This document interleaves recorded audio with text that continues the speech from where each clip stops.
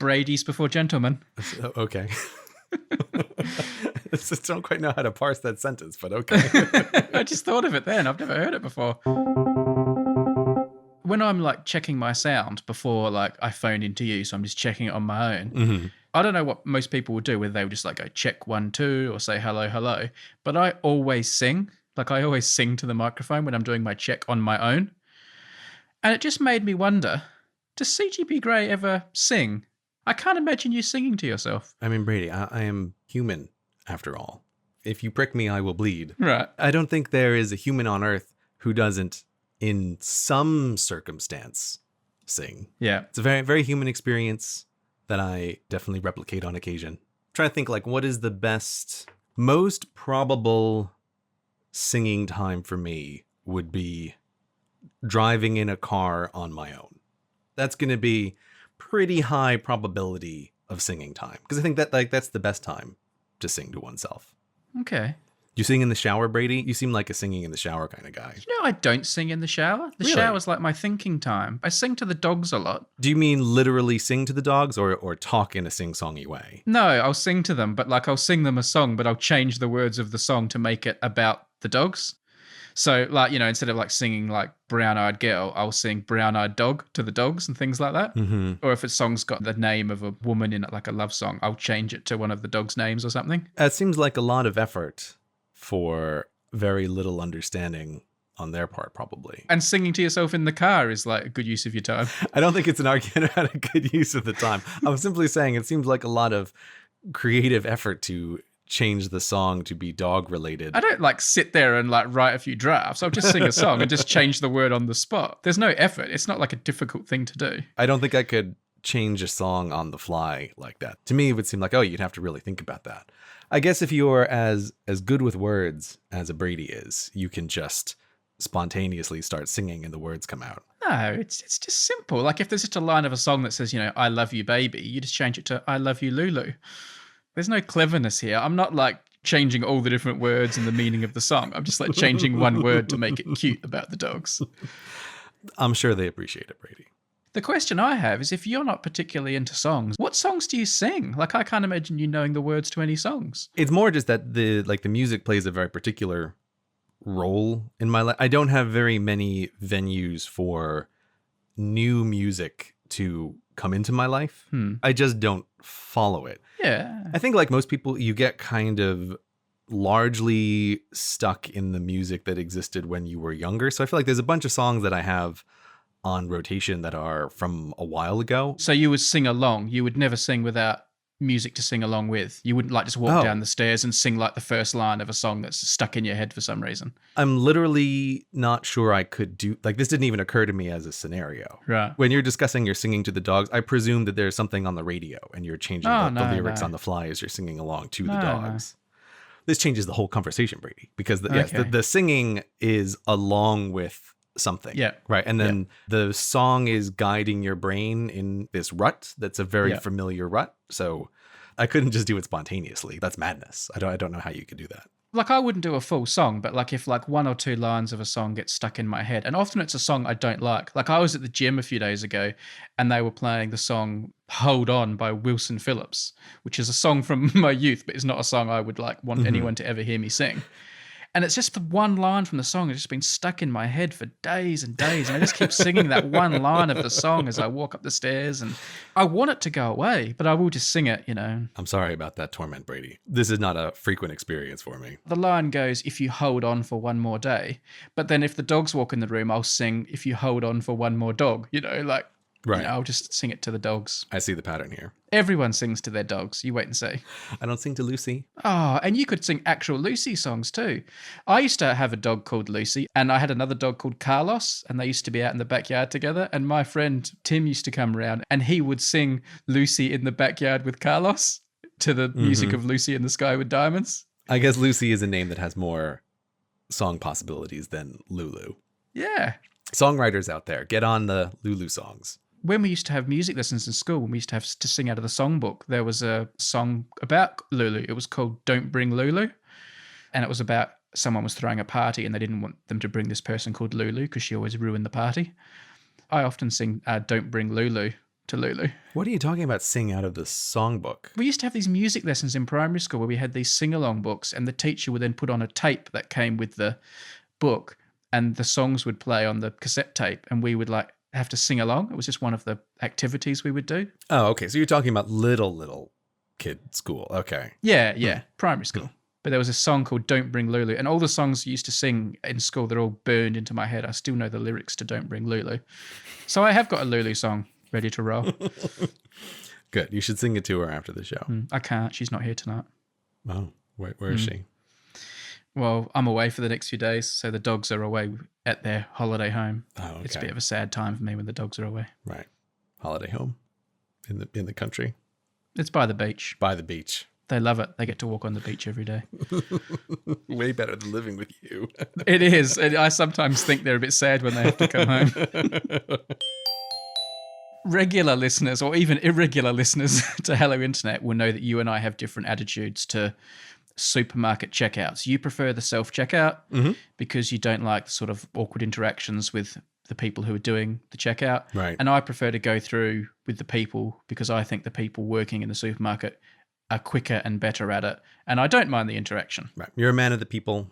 You like to have a little chat, hear what's going on in their life. This has been well established. So anyway, an amazing thing happened tonight. Like a switch went tonight in a funny kind of way. Because I went to the supermarket tonight and it was just a quick smash and grab. I just needed to grab 3 things for dinner. Smash and grab, huh? I just needed 3 things. I had my 3 things. And then I got to the checkouts. There's a long, long row of checkouts where I shop. Very long. Human checkouts. Human checkouts. Okay. And then right at the end are all the self-checkouts. But I was very far from the self-checkouts. And I walked up to the human checkouts with their big, long conveyor belts and their spacious alleys for supermarket trolleys and all of that. And it was very quiet. And there were 2 or 3 that had no people. So I could have just walked up and said, here are my 3 things. Thank you very much. And I was suddenly overcome with this sense of like guilt, or they would think I was a bad person for going up to the normal checkout with the big conveyor belt and all the infrastructure in place for a trolley. And I was just going there with my 3 items. I felt like if I went up, I don't know, I felt like I couldn't do it. I felt like 3 items were too few. So instead, I traipsed all the way to the end to the self-checkout where I had to queue, and where there were people using the self-checkout using trolleys with up to like 40 items, laboriously self-checking themselves out. And I stood there in the queue waiting to use my 3 items on the self-checkout because I felt this pressure or guilt or something coming from somewhere that I couldn't use a human checkout with so few items.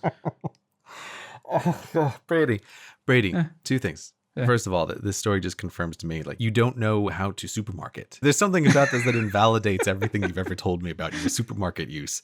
And secondly, I feel like you're also in a supermarket in an alternate universe. Like who's going to the self-checkout with a like, I've never seen such a thing where someone goes to the self-checkout. Yeah, to be fair, that freaked me out too. things. I swear, she had at least 40 items in her trolley, and she was very slow. I was like, why are you... Okay, but does your supermarket not have a 10 items or fewer lane that would absolve your guilt of having the few items? Yeah, and that's right next to the self-checkout. But once I'd gotten there, I thought, oh, well, I may as well do the self-checkout now. It's only 3 items. But there were all these empty lanes up ahead. And I don't know whether it's just in my head or there is some it's just pressure that's happening in society now where if you've got few items, it's considered bad to use a checkout person. But I felt like I couldn't do it. Okay, I think this is all in your head, but I'm curious about this. Do you feel that there is some kind of social norm that is spreading here that... If you have small items, you have to use the self-checkout? Yeah, I feel like if you're like a young, able-bodied person with a few items, like there I was, looking all super fit in my gym gear and all my style. Yeah, I'm with my 3 items. And then if I went into like the lane for the people with trolleys or people who struggle to do things themselves, they'd look at me and go, what are you doing here? Like, can't you do this yourself? You're like, what are you? So you feel like the human checkout lanes are not for the physically fit and with small items? Like, is that where you feel like this is going? Like, you need a bunch of stuff, or you need difficulty. That must be it. I felt like I would be abusing a privilege, which I know is stupid, and like it keeps people in a job if I use that lane. Yeah. But I felt like it would be lazy of me to have used it, and it just happened tonight. I walked towards it and I thought, nah, I can't do it. I've got to go and do the self-checkout, even though I've got to walk all the way to the other end of the store and then go in a line and then do the checking out myself, which I hate doing and I'm not good at. I have this mental image of you walking past 10 cashiers, every one of them with their eyes on you, watching you walk past, thinking, that guy is part of the problem. That guy is why I'm going to get fired next week because he won't use one of these checkout lanes. I know, maybe you're right. It was a weird thing. I thought you'd be pleased by it, but I couldn't believe I was doing it. I think it just confirms to me that we have wildly different supermarket experiences, and that makes no sense. I feel like there's a related question here about social expectations around the use of common areas in this way. So here's a question. There's a bunch of bathrooms. One of the bathrooms has the handicap symbol on it. Yeah. All of the bathrooms that you could use except for that one are full. What do you do in this scenario, Brady? Probably wait. You'd wait. Interesting. Is anyone there that can see me? There is a security camera in the hallway. All right, so you're looking at like a bunch of doors, and there's a hallway, and there's a security camera. I mean, I'd be less worried about a security camera than actual other people, but... This is why I picked that in particular. There's no human, yeah, but you are not purely on your own. If I was capable of waiting, Okay. I would most likely wait. If the situation felt like it was becoming urgent, I may go into the unused one. But if I could wait, I would probably wait. What about you? I have always been of the opinion, very firmly, that those bathrooms are handicap accessible. They are not handicap exclusive. Right. I am perfectly happy without any social guilt whatsoever to stroll right into the handicap bathroom. Also, though, the times I have used those toilets, I actually find all that extra space quite disconcerting. To use a toilet and have like a really long, long way away to the door and have all that open space around me, I find quite unnerving. Don't you? Is it like bathroom agoraphobia? Is that what you're saying? Yeah, kind of. Like, I don't want to be using a bathroom with that much space around me and like be that far from the door. Because if like someone opens the door or tries to open the door, I'm too far away to do anything about it. That is a good point. If you forget to latch it, you don't have the ability to emergency slam shut the door and save everyone the embarrassment of what's happening. Yeah. All that's going to happen is the door opens and there you are, exposed to the world. I'm picturing that frog walking in now. that pervy frog that you're scared of watching you on the toilet. Yeah, he just opens the door and stands there and smiles at you. That's what the frog does. He's not even there to use the bathroom. He's just there to watch. I noticed that you have changed your Twitter handle and picture to get into the Halloween theme. You have succumbed to the pumpkin pressure. Have I succumbed to pumpkin pressure? I don't know about that. You did. Do you think that's a fair description of what occurred? Oh, well, I mean, either that or someone just suggested such a cracking name that you couldn't resist using it. You obviously have extremely creative friends. Here's the thing, Brady. Sometimes you hear an idea and you just know the idea is irresistible. I feel like it's not actually pumpkin pressure. I just thought like that idea was too good to pass on. And plus, unbeknownst to you at the time of recording, I was immediately after going to be posting a video that was related to death. And so like as soon as that show was over, I was like, I can't not do this. I have no free will in this scenario. I'm going to have to change my name to R.I.P. Gray. It's not even a choice. So are you happy though? Do you feel pleased with yourself? I do feel like a little sense of ownership. Obviously, because you then put out a death video, it did make me wonder, would you have done it if you didn't have a death video in the works? But I think you would have. I think it was a good enough idea that you would have. To be fair, the death video thing made it perfect. It made it absolutely perfect in the world. But it struck me as just such a good idea. And such again, masterful wordsmithing on the part of a Brady Heron. I think had the stars not aligned, you would still have had a pretty good chance of getting me to do that. Can I just say with this people changing their names to Halloween themed and changing their avatars and that, the thing about it that bothers me the most, and I don't know if it was hammered home enough in the last episode, so this is the one point I want to make. It's not so much my problem with doing it, it's how long people do it for. They should just do it on the day of Halloween, like just on the 31st. Change your name to something spooky. We all have a laugh. Doing it for the whole month. You know, I don't think they celebrated the end of World War II for a month. And yet we change our things for Halloween for a whole month. I have to completely agree with you on that. And also I agree that we didn't hammer it home well enough in the previous show. It's like, it could be fun for a day, but the length of time, it's just too much. It's just too long. And even the whole R.I.P. Gray thing, I was aware that I felt like it was a little soon to do it anyway. Halloween is fantastic, as we both agree, one of the best holidays in the year. Everybody loves Halloween. Don't agree. But doing it for an entire month is just too long. I'm also going to say, like, I especially think Halloween is a holiday that really doesn't serve being stretched out for a long period of time. Like Christmas, I can kind of get on board with stretching Christmas from like Thanksgiving until Christmas. It's like, okay, well, we just have a time of year that is merry and filled with lights. It's the season. It's a season. Yeah, it's a Christmas season. Yeah. I'm fine with that. I don't like it if it's 6 months in advance, right? But I can deal essentially with 2 months of Christmas. That's fine.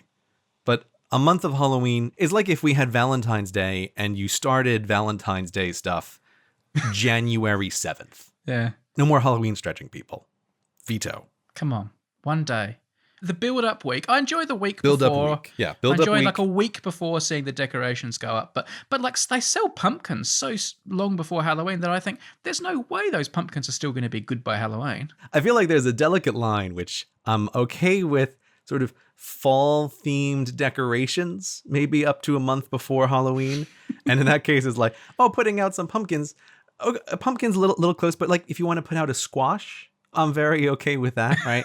But it's like, where do we draw the line of what becomes a Halloween decoration between what is just like seasonal decoration? I don't know exactly where to draw that line, but I just need to specify, for the record here, that I'm okay with some fall-themed decorations leading up to Halloween. But Halloween is spiders and ghosts and skulls and witches and werewolves and vampires and all that stuff. Yeah. That's week before tops. In the previous episode, I said, and I spoke on behalf of my home nation of Australia, that when we pronounce the word Lego, we say laygo.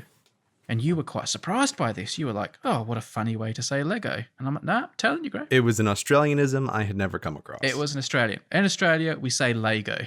Mm-hmm. Can you imagine my horror when my fellow Australians started calling me out on it and saying, what are you talking about, Brady? It's Lego.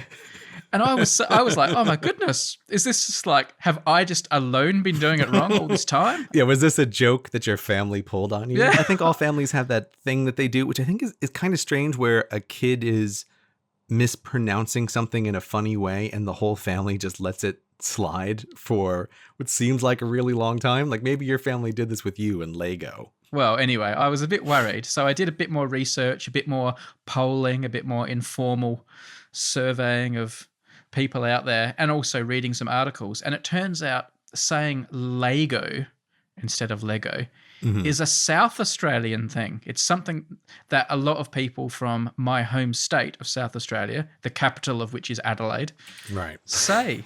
So it's actually a regional pronunciation that I was foisting upon you. Not all Australians, probably not even all South Australians for all I know, but it's a very South Australian thing to say Lego. And I've since learned there are other little enclaves of Canada and the United States, like certain regions or states and areas, where I was also getting a high Lego pronunciation.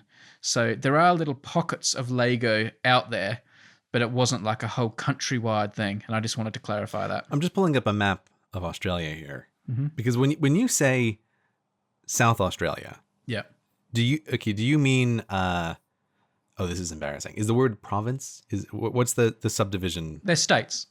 States. Okay. Do you mean the state of South Australia, or do you mean Southern Australia, like the bottom half of Australia? I mean the state of South Australia, because Victoria and New South Wales, which to your eye would also appear to be southern states, are the more populous states, and they do not say Lego.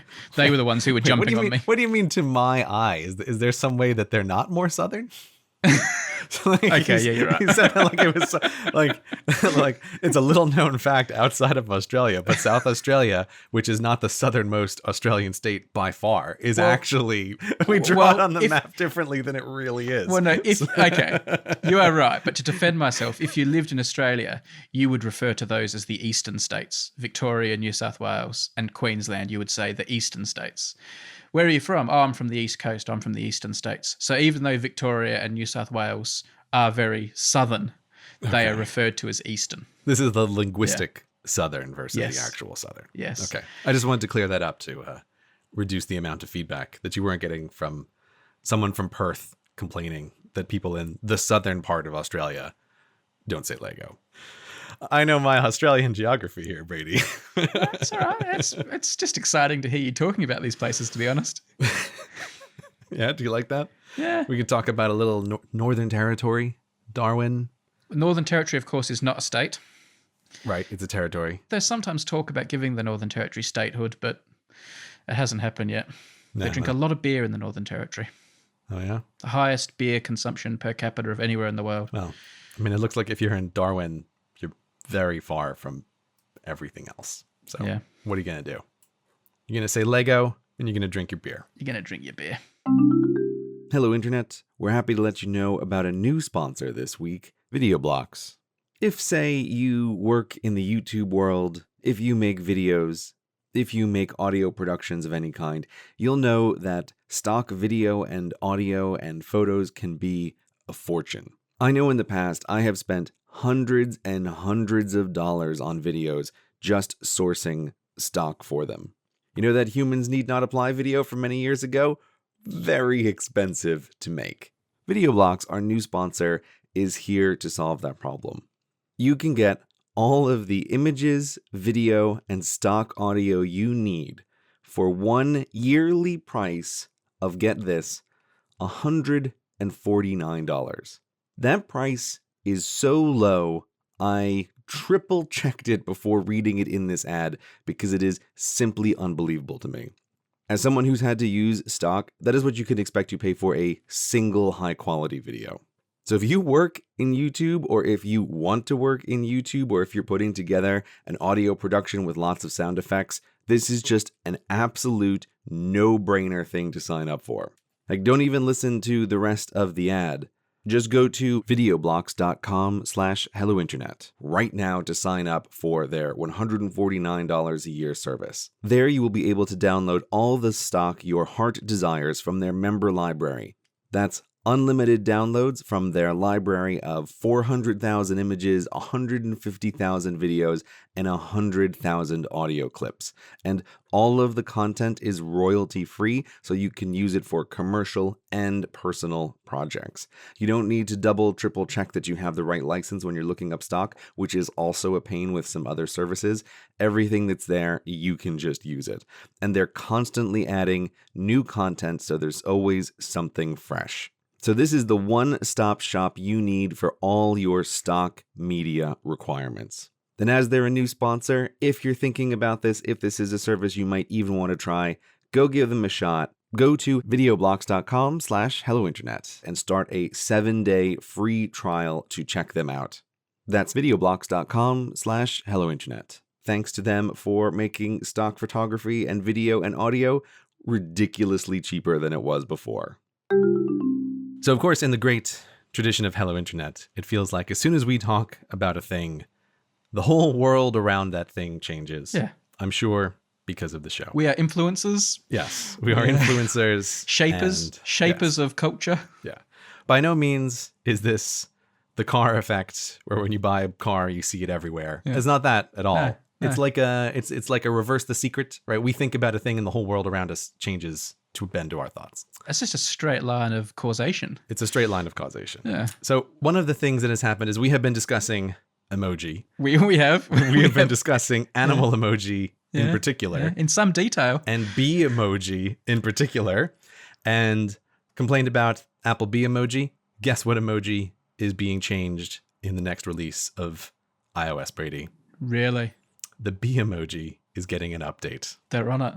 Yeah. Now, this brings up a thing that I want to discuss with you. So if you look at the link that I have put in the show notes. I am. Hang on. It is not just the bee emoji that is getting changed. There are 5 animal emoji that are getting changed in the next update to iOS. Okay, It's the bee, the snail, the octopus, the whale, and the dolphin. Okay. So on the image you're looking at, the top row is the new version, and the bottom row is the old version. Yes.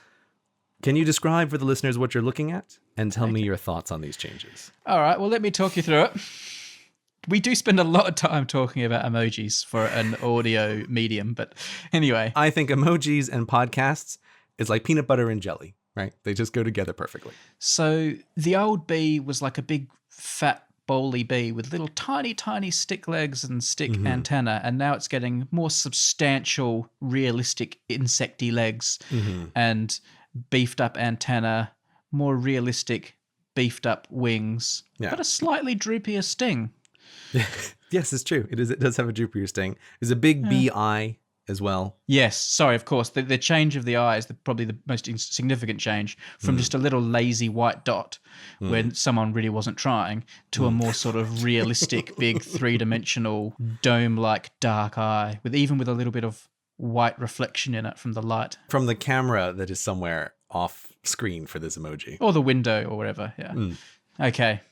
The snail, the main changes to the snail, it's just got more detail. They're just putting more sort of photorealism in there. And again, they've obviously decided the previous eyes that are on the end of the stalks on the head of the snail were just too small and insignificant, and they've given it sort of slightly larger, darker eyes, a la the bee. And the snail also used to have two little human eyes on top of its stalks. Like if you zoom in, they're basically human eyes. Like no snail has eyes like that. Yeah. So yes, more realism there. A bit more realism, but not a dramatic change. The octopus, on the other hand, they've gone in hard because the old octopus was quite cutesy and was sort of looking at you front on, and it looked like something that would be a child's toy or something you wanted to give a little cuddle to. And significantly, it also has 4 legs.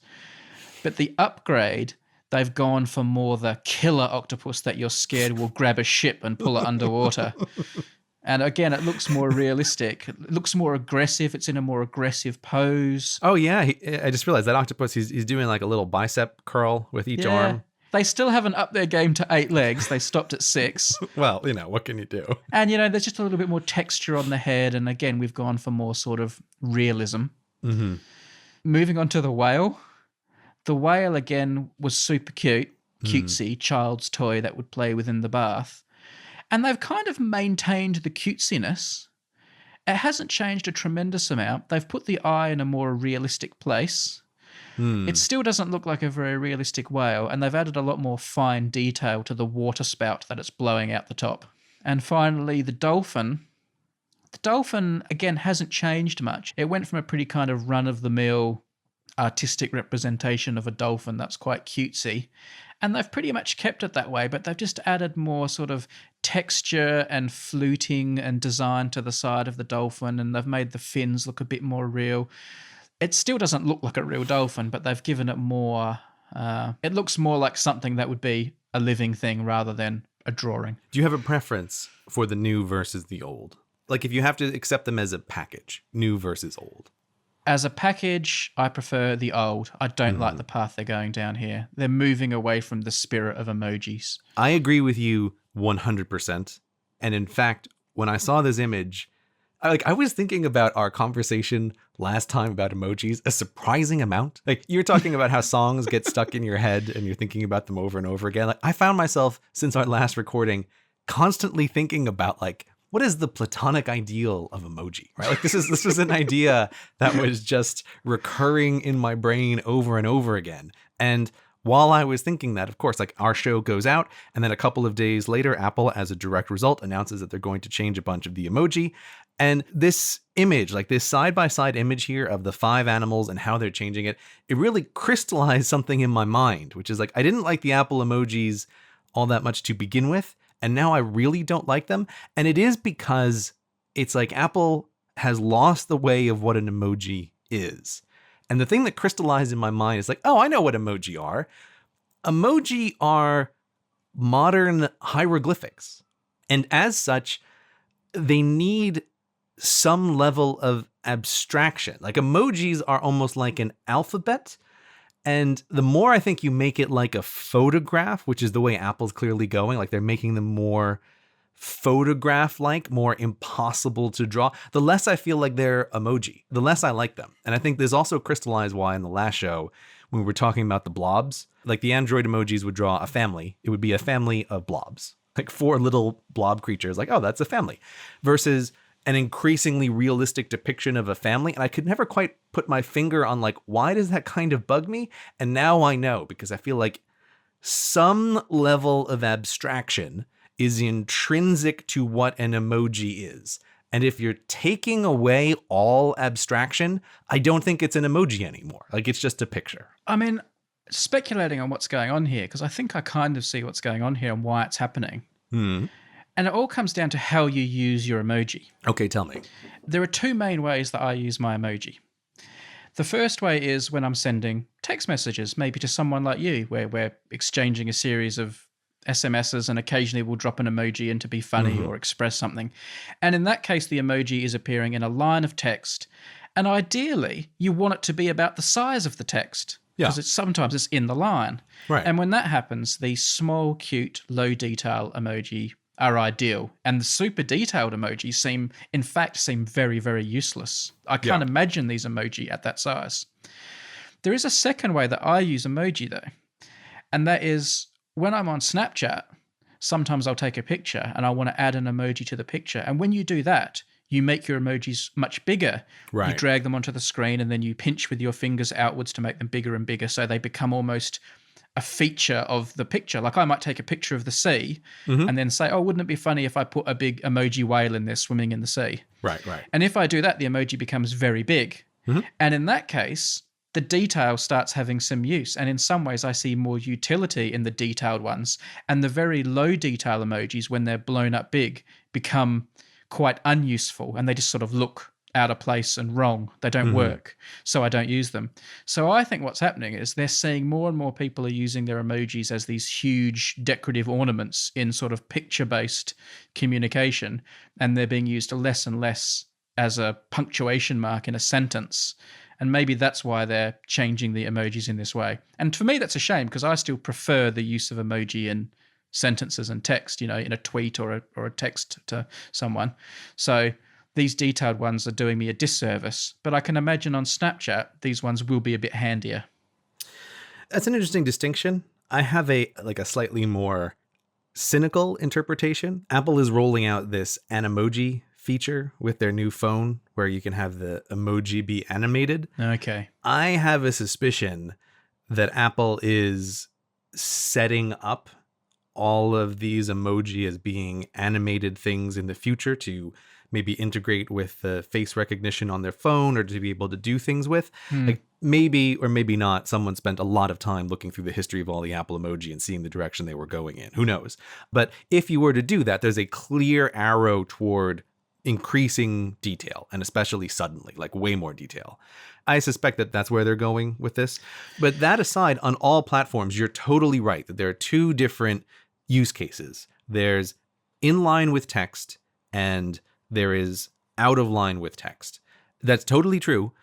But what makes an emoji versus like the concept of a sticker, which many platforms have, is that an emoji can exist in line with text. That's what it is. Yeah. Like I feel very strongly that is the level that the design should be at. And at that level, you have to have some abstraction built into the design. You can't just have a tiny picture of the thing. You have to have some level of abstraction. But yeah, big, giant, detailed emojis everywhere. That's where we're going. I do think your emoji theory is more likely right, actually. If I have to weigh up my theory, which involves Apple saying, let's make emojis that are more useful for our customers, or your theory, which is, let's make emojis which will sell more iPhones. Gee, how does that board meeting go? Amongst the sort of the first world YouTuber problems that we gripe about most, freebooting must be up there. And I've been another freebooting victim recently, but it did highlight one of my little gripes about freebooters that I don't think I've raised before, which is quite an interesting one. I know. Is it possible? Is something we haven't raised before about freebooting? Is there some depth left unplumbed on this topic? It's shocking. I think you'll appreciate this one. And I think it comes from a confusion that people have about using things fairly, fair use and things like that. And it's maybe a confusion that someone like you has helped foster with some of our previous conversations. Although I don't think like you're the root of the problem here. I just think it's like, because people have probably heard us in the past often talk about, percentages. Like when we were talking about that recent fair use thing, there was, what percentage of the video was taken and stuff like that. So this is what, I'll just give you the practical example because this shows the example perfectly. I got some alert or something on my system saying, oh, someone's, freebooted your video. Go and check it. So I went along and did my check because I always have a look and see what's going on. This is in the YouTube content system? In the YouTube backend, because sometimes they haven't freebooted or it is fair use or it's not even my content and things like that. So I'll go and have a look. So I find this video and it's this math video of mine. And the freebooter in question has taken like a huge chunk of the video, like not the whole video, but say 3 or 4 minutes, consecutive, unedited, uncommented. It's just a really nice explanation of a mathematical concept with nice animations, and it was very useful to this person. So they've taken that piece of my video and they've dropped it into a video they've made that's about an hour long. I imagine is made to be like a lecture or a lesson or something. It's a big, long video. And partway through, they've obviously said, to understand this concept, here we go. And then they'll play my video for 3 or 4 minutes, and then they crack on with whatever they were doing in their video. Just dropped it in. And in their kind of thing that they wrote where they like defend why this is fair use, their defense was, this is fair use because I used 4 minutes of your video, but that is only 10% of my whole video. Because my whole video, only 10% of it is your video, that's fair use because that's hardly anything. And all the rest of it came from other places. So I haven't freebooted you. And I think that's ridiculous. I mean, that's a new one to me. I haven't come across that before. I've seen it a few times. I mean, by that rationale, I could upload all of Star Wars, and as long as I tag another 30 hours on the end of it, of me just juggling, I can say, hey, I didn't freeboot Star Wars because it's only 10% of my video. Yeah, or I'm thinking like, I'm just going to go around and make a compilation of all of the funniest videos on YouTube, right? And for each individual content creator, we're like, but you're only 1% of the total thing that has been created. Yeah. It's like if I walked around Bristol and punched 50 people in the face and one of them came up to me and said, hey, you just assaulted me. And I said, hey, no, I punched 50 people in the face. Metaphor escalation here. You haven't been assaulted because lots of other stuff has happened. So you haven't been wronged. So I guess, did you see this a lot? Like people are using your videos in like a longer selection of a thing, because I think that's just interesting. Yes, that is quite common. Like someone will make like a big long lesson and today I want to explain to you all the ins and outs of calculus, and to do so I'm going to like go and cherry pick all the best explanations of every concept ever and put them all together in a big mashup. But it's not like they've taken like a few seconds and critiqued it or used it. Like it's just a complete section, like a big section being used because it's useful to them. But don't you want to spread knowledge of calculus around the world? I'm sure part of the justification also had some line about, this video is, it did say, although I'm making money from it, it's educational. I don't know what happened, but basically I pressed the button to say I don't agree with this, and I don't know what's going to happen next. I don't know how the system works. I think after a while YouTube just drop it, don't they? But well, you can end up getting all the revenue from the ads that are running on their video, right? That's the thing that can happen. But if they then say, no, I disagree, 10%'s fine, what does YouTube do now? Do they then say, well, now what do you say, Brady? Are you going to take them to court? If there's this Mexican standoff and no one's willing to go to court, who wins in the end? It's the person with the copyright claim wins. Right. We have this actually with the Hello Internet video that was uploaded several episodes ago when we talked about the I can't say the name of the song, but the Mito Plista Florian whatever. Yeah, the Italian one. Yeah. Right, the Italian one. And so I put that song in the podcast for people to hear. Yeah, just like a sample. Here's what it sounds like. Yeah. People can debate whether or not there was like too much or not enough, right? This is always the ambiguities of copyright. Well, great. It was only 0.01% of our podcast, so I think we're safe. You know what? You have an excellent point there. Yes. I may have used 30 seconds of the song, but the podcast was really long. Yeah. But so anyway, there was as I kind of expected there was a copyright claim on that. Yeah. And I went through the little appeals process. I think this is fair use. And the copyright holder came back and said, no, they disagree. And the way the YouTube system works, which I think YouTube should definitely improve, is that all of the ad revenue on that podcast goes to the copyright holder for that song. Right. which to me seems like a little much. Even if you were in the wrong and used too much of it, which I don't think you did, but even if you did, Yeah. the fact that from that whole 2-hour podcast, they now get all the revenue because we used 40 seconds of their song instead of 15.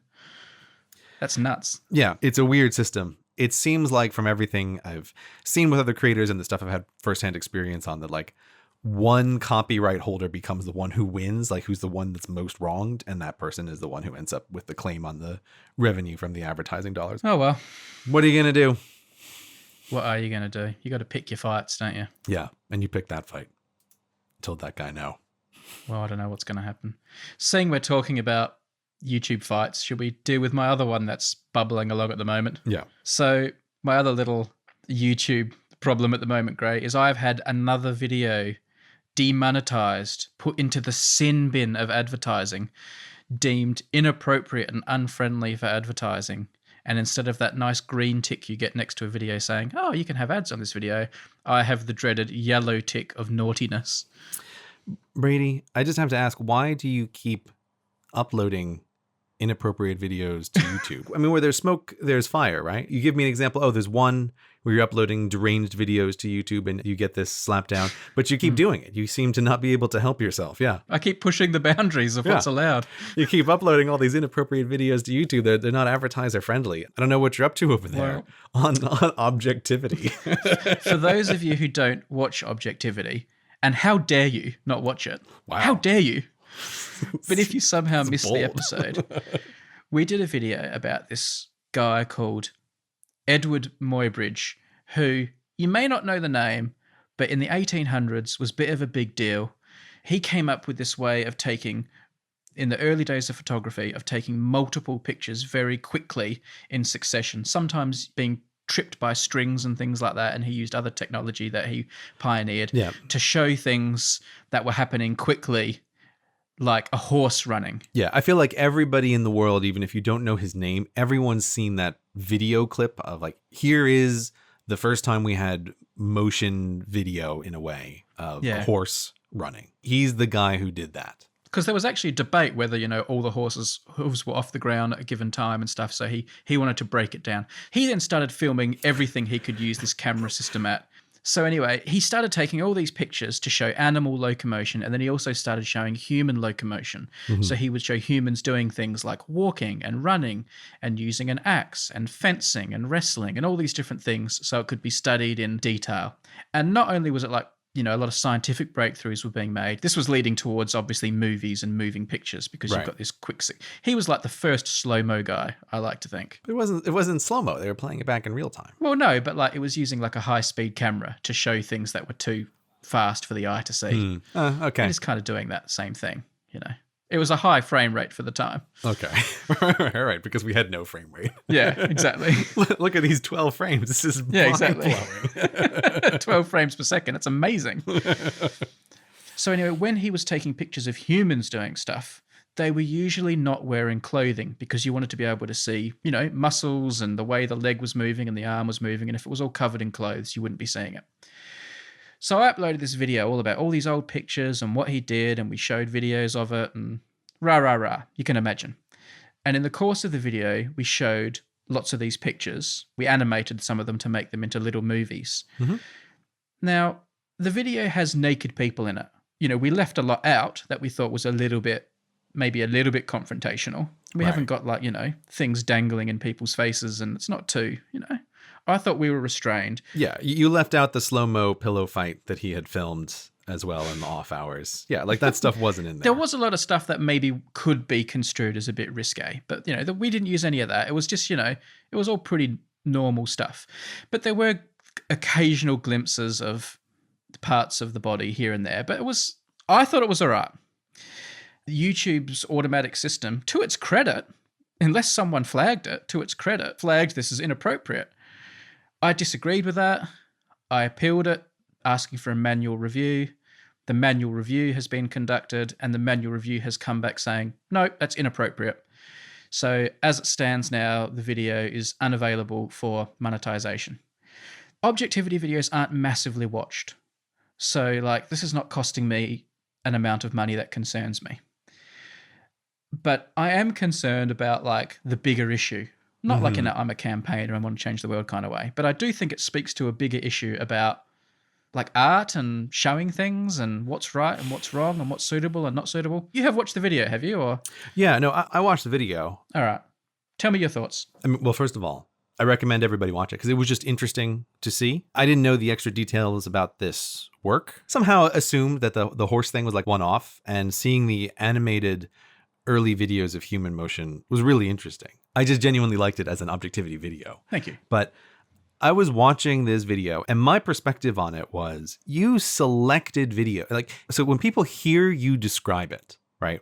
You listener, like whatever is in your head when Brady just described the video, I can guarantee you what's in your head is 10 times more explicit than what is in the actual video.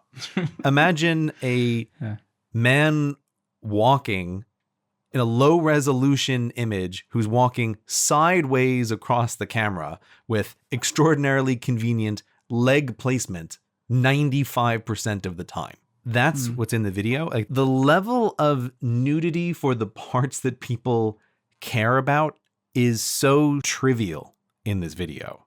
Now, when you say it was flagged immediately, that I'm not surprised, because from talking to people who would know about these things, my understanding is that if there is one thing that the army of artificial intelligence bots at YouTube are extraordinarily good at recognizing, it's naked people. Right. That this is a thing that the AIs have been trained on, and they can spot very reliably, very immediately. They have high-class willy recognition. Yeah, exactly. Right. And this is to YouTube's total credit. Like, I have in my whole life, I think, never, ever seen anything that remotely is pornography on the channel, right? Like, they are deadly serious, and it's a relatively straightforward thing for the system to try to automatically flag is people without clothing. So I'm not surprised it was caught instantly in the trap. Yeah. But I really think this is a very interesting case that if this was manually reviewed by an actual human, I'm going to say that I think this is kind of outrageous to be classified as a video that cannot be monetized. I really think this is like if you had a video where you showed the statue of David. Yeah. There's something about this that really bothers me, right? Where it's like artwork or anything of scientific value is so far on the one end of this extreme that is like, if we can't agree that this is acceptable, I feel like all hope is lost. If this is not acceptable, I feel like we've fallen into some kind of crazy land where you can never know. Who knows what's acceptable now? I find it genuinely upsetting that this has been, again, if it was a human, that this is the verdict that has come down on this. Okay. Just very quickly on that. If it's not a human, that's even worse, because they make it absolutely clear you have no right to appeal. There's nothing that can be done about it. The judge's decision is final. So if I've been turned down by AI twice and no correspondence will be entered into, then that is a little bit unfair. But yeah, we don't know. We don't know if it's a human or not. So. We don't know. I just say if it's a human because I have some very strong suspicions that at least some portion of those manual reviews are not actually going to a human. That there's a bot that's doing the first pass and maybe it gets kicked up to a human, maybe it doesn't. I don't have anything to prove that, but I just have a suspicion that maybe that's partly the case. Yeah. Anyway, on the broader issue, like I'm the first to admit, if you pardon the pun, that I have skin in the game here. So I will say from the start that, okay, I'm a bit biased, but I also think it's a little unfair. I will say I do recognize that Statue of David, numerous famous paintings you could mention, Venus de Milo, all these things are not photographs. They are artworks. But, I mean, these things, I was using a very old, from the 1800s, black and white, grainy pictures that are really historically significant. Yeah. It was the pioneering images that led to cinema. It was really scientifically significant work. Like, this is like important stuff in art and science. Right. It is in no way sexual or sexually suggestive, and that's what the YouTube terms talk about. They don't talk about nudity as much as things that are, you know, sexually suggestive. These are in no way sexual. And in kind of my like bemusement, I went and had a look, And Google's own YouTube channel for art and culture has numerous videos that show naked bits of art. Interesting. They even have one where like it's popping up in front of a little kid and the little kid's giggling and going, oh, isn't that funny? Because, the person's not wearing clothes. Right. And they have one where the naked person's on like an iPad screen and the kid's like, manipulating it to zoom in and look at it and things like that. Mhm. Like on their own channel, they're quite comfortable with nude art. Mm-hmm. So I do know the difference between photos and art, but if that's the defense, which I don't know what the defense is because I haven't heard anything, it doesn't wash with me. And what do I have to do now? Should I have uploaded that video with big, black boxes over the top of all the rude bits? Or what was I supposed to do? That kind of stuff drives me even more crazy. That would make me look stupid. That would make everyone look stupid. And it makes everyone look stupid. And it also falls, again, into my very strong feelings about this, that like when you go crazy about the prohibition of a thing, whatever that thing is like, guess what? You're the one who's making it powerful, or you're making it into a thing that it isn't.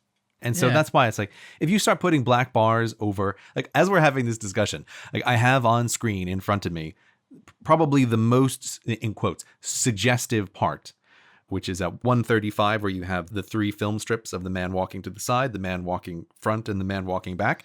Yeah. I have this blown up on a 27-inch screen that's 2 feet from my face at HD resolution, right? But of course, I'm looking at a thing that's from the 1800s, that's filmed at an angle. There's not 4 pixels of detail in this image here. Yeah. To put a black bar over it is like a mockery. It's like, what are you hiding? All that black bar is doing is like, oh, right, this is the black bar of shame, right? Because this is the thing that can never be seen. Putting black bars on it would sexualize it. You look at a picture of Michelangelo's David and you think, that's a nice sculpture. Right. You put a big black bar over his private parts and suddenly it seems more sexual. Yeah, it totally does. There was a meme a few years ago, which was fantastic, where people were pixelizing parts of innocuous photos.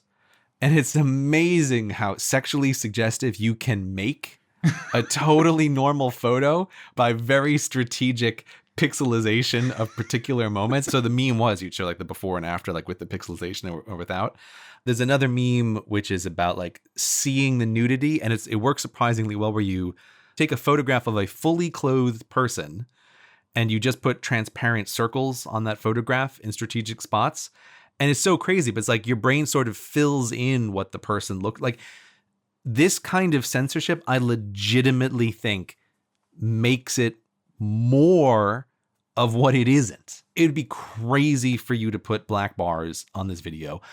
It would 100% achieve the exact opposite purpose and make the very thing that isn't something into something.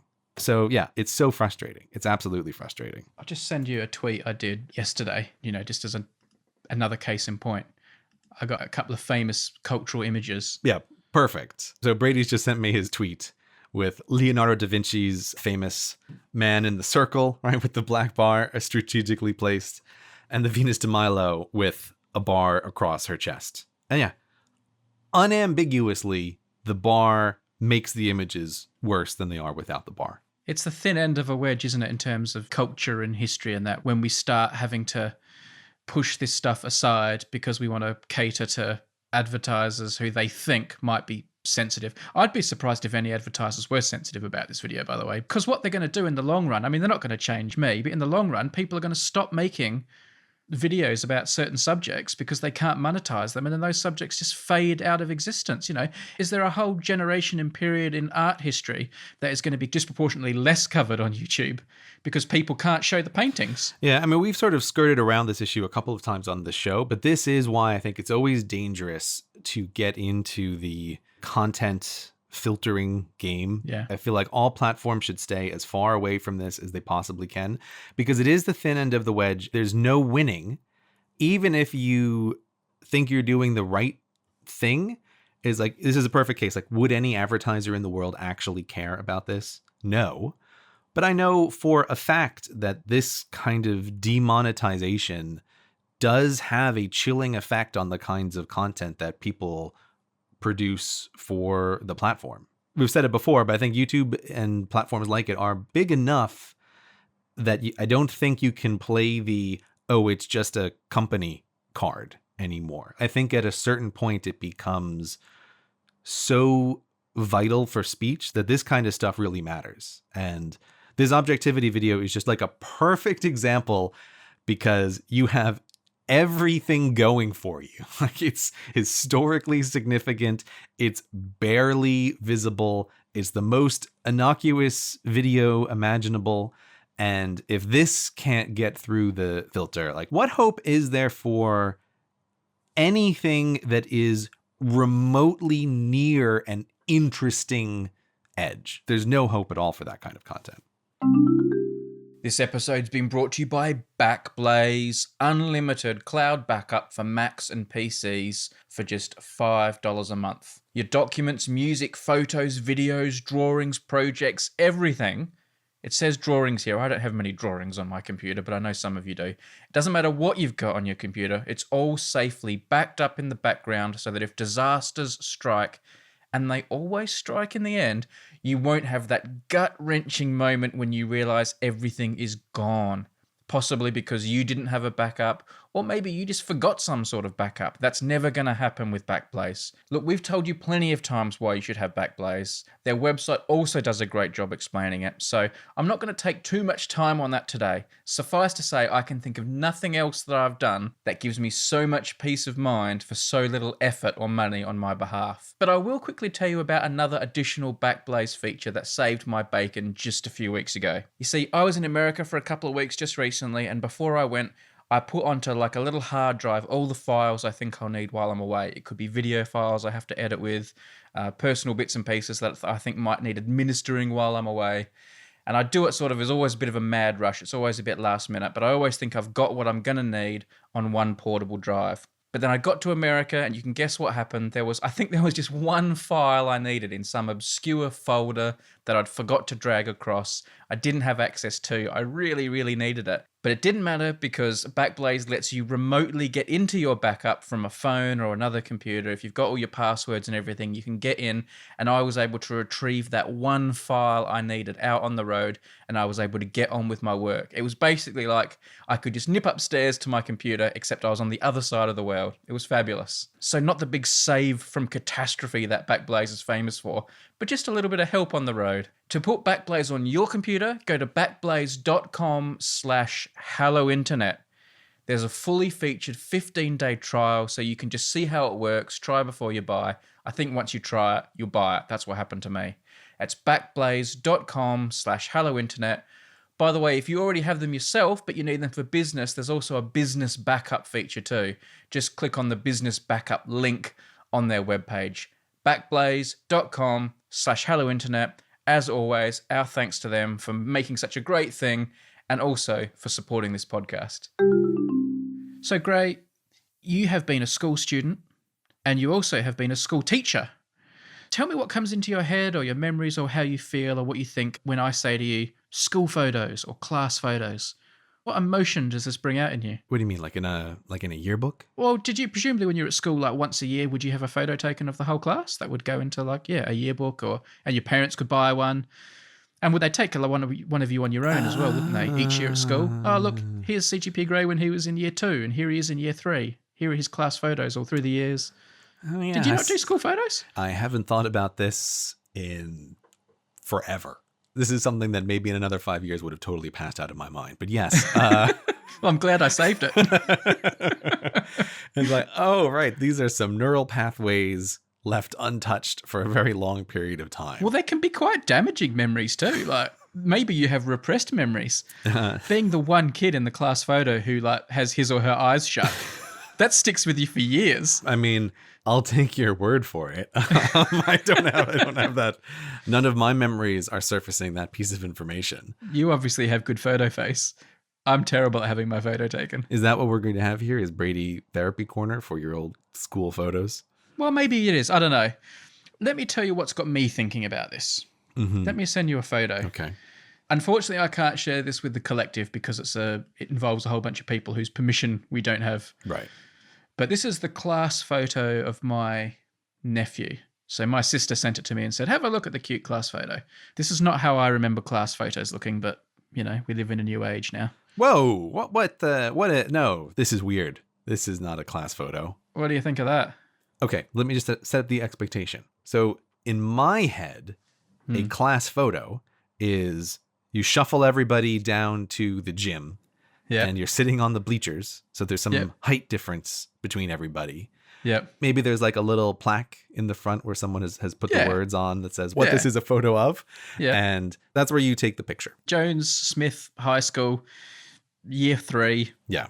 1987. Yeah. You want to be real fancy, you go outside into the bleachers so there's trees in the background. That's what this is. Oh, wow. You had some nice ones, right? I went to a very posh school.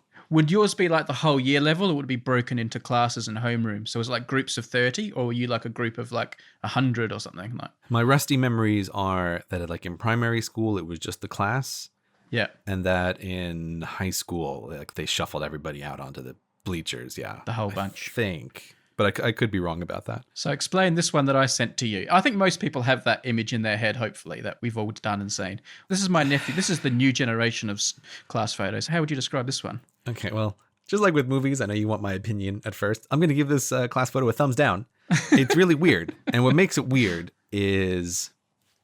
Okay, so instead of the kids sitting in the bleachers, they are all standing in a line next to each other, so that it's just all of the kids in a big row facing the camera. Facing the camera. Facing the camera. Very wide, like a big panorama shot, isn't it? Like, yeah, it's like if you were there with your iPhone, you would need to put it into panorama mode to take this picture. Yeah. The background is an empty void of nothing. It's just a pure white background, which makes me wonder, like, did they roll out the green screen for this photograph? It kind of looks like it is a clothing catalog for the uniform that these kids are wearing. Yeah. Like if I didn't know any better, I would almost assume this was an advertisement in a magazine that's like, hey, look at these uniforms for these kids. The kids they're not just standing in a line all looking at the camera. They look very posed, and they look very posed like it's a magazine where it's like, oh, here's a kid, and the kids on either side who are taller have their hands on his shoulder, right? And some of them are like got their arms crossed, and some have got like sassy poses with a hand on their hips. And... Yeah, so I'm looking at a couple of the girls have the very standard photo pose of hands on hips, like one knee a little bit forward. Yeah. It looks really strange. I have this feeling like again a kind of meme that you see sometimes on the internet is where if you look in a catalog, someone will sometimes post these images where you can see that the person doing the Photoshop job has messed up and there's an extra hand where a hand shouldn't be because someone was Photoshopped out of this scene, right? Or there's like something's really weird that you don't notice at first.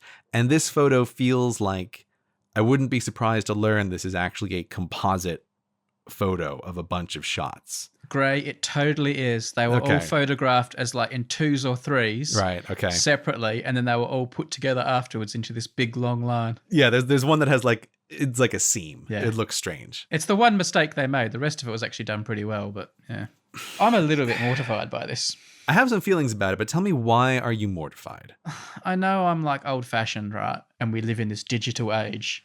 But there are a few things about doing class photos so digitally. And I've seen this a lot lately. Class photos now are amazing. They're so different to what they used to be. They're like portraits. One of my other nephews, I saw his class photos the other day, and it was like a photo shoot from another world with all like lovely bokeh and, everything's all amazing. And there's like these candid poses. You reminded me of one thing, which was in my old high school yearbook, like the photographer came to the school and did the photo shoots, and so everybody looks the same. Yeah. But one of the girls, her father worked in the fashion industry, and like she had a photo that stood out, right, as noticeably different because it was just crazy professional. I do always remember being like, if I was that kid, I don't think I would want this. So when you say that they look different, I can easily imagine what you're talking about. I don't know. There was just a rites of passage thing about class photos that, I don't know, it felt like it gave me life lessons and it was character building.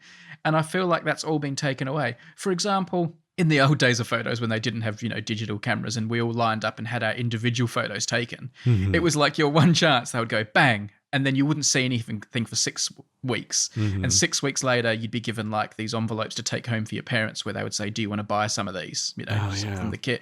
And like, if your eyes were shut or you'd got it wrong or something, like you'd blown your chance. Like you had one chance and like you didn't know if you'd done it or not. And that teaches you a lot about life, like surreptitiously, because life's like that sometimes, you know? Yeah, you get your one chance and don't blow it, kid. That's the lesson you should learn in life. It's kind of like, but now it's like, let's take 1,000 until we get it perfect. And it's the same with the class photo, you know, having someone who has their eyes shut in the photo. I mean, that doesn't happen now because they do them all separately. That's why they're doing this, so that no kid is going to have a stinker. Because if you put 20 kids in a line, you have to take 1,000 photos until you get the one you need. But here you're taking away that problem by just doing them in pairs, making sure everyone's eyes are open and things like that. And like, so it's just taking away that kind of randomness. And it's also taking away like the camaraderie of a class photo. It was the one time you were all together and you'd be all lined up by height and you'd learn how tall you all were in relation to each other. And you'd secretly be hoping that you'd end up in the photo somewhere close to like the girl you had a crush on or something. And there was just so much going on with the class photo. And it was just all character building stuff. And now... Yeah, you try to get bunny ears on the kid who's in front of you. Yeah, and then you get to take a funny one at the end if you're like the older kids, like it's your final year of school. You'd say, can we do a funny one where you all do a crazy pose, and they'll take one of those. And also, like, I don't know if it was just me or not. I've told people about this and they say it is just me. But I never knew what day the school photos were going to be. And you just turn up one day and like the photograph company is there having taken over the gymnasium or something. And it's like, oh my goodness, it's school photo day. You know, what a surprise. And it's a big part of my memories of school. And these photos become a big part of your life. And, you know, you look back at your old school photos occasionally. So I don't know. This is a case where I think the digital path is getting rid of some problems, but it's also taking away a lot of charm and a lot of character building and a lot of, I don't know, maybe I'm just overly sentimental. I mean, look, I'm very happy to be the first one in the pile-on of Brady is too sentimental. I got my front row ticket to that party, but like I am totally with you on this school photo thing. Great. Also, sorry, one other point I didn't make. It also like is instilling a really interesting lesson about fakery, because this photo is designed to look like they're all together at once. These kids know they weren't, right? Obviously, because that incident never happened. That's a moment in history that never happened, that they've all now got as a keepsake for all time. And it's just instilling at an early age that nothing is real. Yeah. I mean, maybe to be devil's advocate for a moment, that's the most important lesson that you can teach children these days. Yeah, like, good point. Guess what, kids? You live in a world where you can trust nothing that you see. Yeah, okay. The reverse is also true. It also instills early on that nothing has to be real. We'll fix it all in the edit. Everything can be fixed in the edit. We'll fix it all in the edit, but I don't like it because I said if you were going to take a picture of this with your iPhone, you need to take a panorama.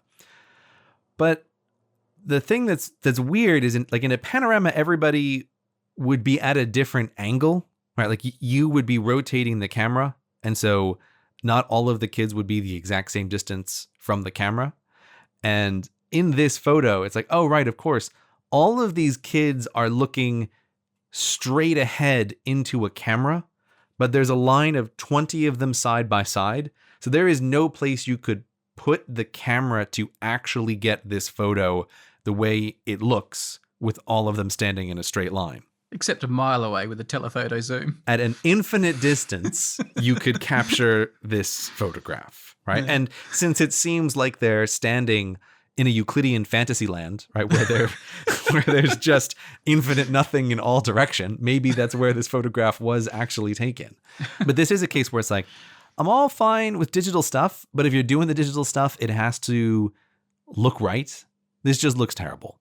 My big vote for why were school photograph days great is not for lessons learned or any of that sentimentality stuff.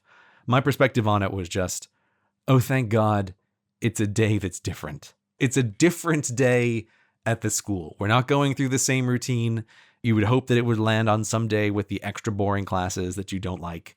And I feel like poor kids, the school routine, it's the same thing day in, day out. And any chance you can get to like go outside and sit in the bleachers, that's way better. Whereas I can already see that from a school perspective, they sure would love this because it can also be much less disruptive, right? You can just catch some kids whenever they're available. You don't necessarily have to mess up the whole schedule. Take them out 2 or 3 at a time. Yeah. This modern world, Brady, Can I tell you one of my journalistic war stories that just came into my head? Please do.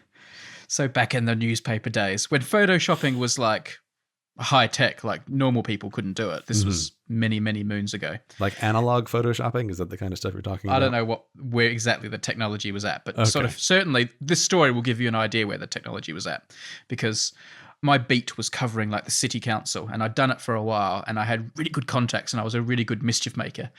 My favorite stories weren't like, you know, the important stuff that was being done in the council. It was like making mischief was my specialty.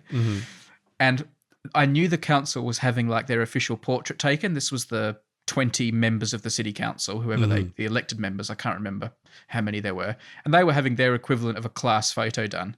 And they were wearing all the official regalia, all the formal robes of the city council and the traditional stuff. And it was being done in the council chamber, which is a lovely ornate room where they would have their meetings. But the doors were locked and I wasn't allowed in, which made me suspicious. But anyway, I wandered by and I looked through the keyhole at one point and I saw them all in their robes and getting ready and standing in lines to have their photo taken. They were doing it the old-fashioned way with, you know, short people at the front, tall people in the second row. And one of like the council officials, like one of like the PR people, who was not a councillor, he was just like a lackey, a staff member, was wearing all the regalia and the robes. And I was so confused, but I thought nothing of it. And then the next day I was talking to one of the other councillors and I said, I was looking through the keyhole and I saw what's his chops wearing the robes. What the heck was that all about? And she said, oh, look, I'm not supposed to tell you, but I will, because there were such gossips. So-and-so, the councillor, couldn't be there because he was sick. So they got this person to stand in the photo, and then they used modern technology to put that person's head on the photo. And I was like, no way. So like a couple of days later, when the official photo got released to the press, you know, here's the council photo, which is something we normally would have just ignored because who cares? I then called the council and asked for an official statement about whether Councillor Jones or whatever was in the photo. Was that really him? So they had to like fess up that it wasn't. And that was such an unusual thing to happen. And it was considered like so scandalous that it became, you know, it was like page 3 or page 5 of the paper or something. One of these councillors is not really there. It's a, you know, it's a pretend photo. It wasn't like a scandal like you know, people should be sacked, but it was like funny and embarrassing for them. And it was a big thing. Yeah. Like now you think nothing of it, you know, school photos are photoshopped. But back then, having like someone's head put onto another body for the official portrait. You know what? I still think that's wrong to this day. Look at you, Brady. Rustling up trouble where there's no trouble at all, trying to kick up a scandal for some poor guy, probably staying at home because he's sick. No, to this day, I think it's wrong. When you go through the halls of city council and you look at all those portraits over the year, the photos of all the previous councils, knowing that photo is not a real photo and they all weren't there in one place. It's wrong. It's wrong. It's not a document of a moment they were all together. That's what bothers me. Photographs are sometimes documents of amazing times in history when, you know, you look at those photos where like you see all these famous scientists in one photo, like Einstein and Niels Bohr. And yeah, I know the exact one you're thinking of. Yeah, it leaps right to my head. Yeah. Imagine if you found out actually 2 of those people weren't there and they just put their heads on later. The thing that's special about that photo is they were all in one place at one time. Yeah. And it's the same with a school photo. The thing about a school photo is they were all there. If you were sick on school photo day back in my day, you weren't in the school photo. Absent, you know. Tough luck, Bill kid. Jones. You've been erased from history. Yeah. And again, that's a life lesson. If you're not there, you're not there. But these days, there's no lesson like that. These days, if you're not there, we'll just put you there later. That's not how life works. But maybe it is, Brady. It's how it works now. Gray, it's plane crash corner time. It'll be a quick one. There's just been so much happening. This corner's bursting at the seams. I feel like you're already contradicting yourself here, Brady. You're like, oh, we're gonna do a quick plane crash corner. And then you're coming up to me with all of these model airplanes in your hand and be like, I've got so many I want to talk about. I promise it's gonna be really quick. Hey, you're the one slowing it down. You're complaining about how long plane crash corner is. It's just making it longer. It's all my fault. It's all my fault. Do you have any superstitions when you get on a plane? Okay, so a while back, I found myself unintentionally developing a superstition for getting on the plane. Yep. I don't know how it started. I don't know what it was, but it was a behavior that I became aware of, which is I have this tungsten wedding ring on my hand. And when I was a teacher, I used to like tap it on things sometimes for like a point of emphasis in a classroom. And I tend to just like tap it on stuff because it makes a pleasing sound. And at some point, I got into the habit of, just as you're stepping on the plane, as you're leaving the gangway, of tapping the ring on the outside of the plane, on the physical surface of it. Yeah. And it became a superstition, and I was doing it a bunch, but not really realizing it. And at some point, I became aware of this as a conscious behavior, and I have since banished this. This is what superstitions are, right? There's some part of your brain that's not really thinking things through. I did have a brief period of time where it's like, as I'm walking into the plane, I'm like, you're not going to tap your ring on the surface of the plane. It's fine. Nothing's going to happen. You know nothing's going to happen. Don't let yourself fall into the category of building up this habit over time. So I sort of did, but I have since gotten rid of it. Well, Gray, I have a superstition when I get on planes. Okay. And it's the exact same thing. I've never gotten on or off a plane without touching the outside fuselage of the plane. Really? I do it every time. Just with your my hand? hand. I just have to touch it. I just have to have touched the outside of the plane. For the first time ever, when I got on a plane about a week ago, one of the air stewards noticed that I did it. As I was getting on, I touched the outside of the plane. Funnily enough, she said, "Oh, you can touch me instead if you like," which now I think about it sounds kind of weird, but it wasn't weird. Oh my, that's not advertiser friendly at all. She didn't mean it like that, but as I said it out loud, I realized it sounded weird, but she was just being like friendly. But if we bleep out what she said, it'll sound way better, right? Is that how that works? Right? We'll take that and we'll put a bleep over it. Then it'll be just fine. Oh, you can touch beep instead. I have a feeling like maybe this is a more common one. It seems unlikely that you and I have both engaged in the exact same behavior. The fact that is the thing makes me think that going in and out of a plane, a lot of people are touching the edge. Like, I particularly don't want to do Plane Crash Corner right now because I'm getting on a plane tomorrow, right? It's why that's why I'm like, oh, God damn it. Right, but when I am getting on the plane tomorrow, I'm going to be paying attention and see if anyone on the line in front of me touches the plane on the way in. Well, I've learned my lesson, and I'm not going to say tweet me if you touch the outside of planes. But anyway, a lot of cultures have superstitions that involve coins, but in particular, the Chinese do, apparently. And there's a story I read a few months ago, but the exact same thing happened a few days ago. So it's happened twice now, where Chinese passengers, as they've been walking along the tarmac to get on the planes, for luck, have thrown coins into the engine of the plane. Oh, Jesus Christ. And then this has been spotted, and then obviously they've had to pull the engine apart and get the coins out. But twice now. There's a link in the notes for you to look at. I've got it open right in front of me. A superstitious passenger delayed a flight from Shanghai for several hours on Tuesday after throwing coins at the plane's engine for good luck. They're usually elderly women that do it. Imagine if it didn't get spotted. There's so many different aspects of this. When you say imagine if it didn't get spotted, I would hope to God that a jet engine could chew up a penny and spit it out. But now there's the niggling thought that it couldn't.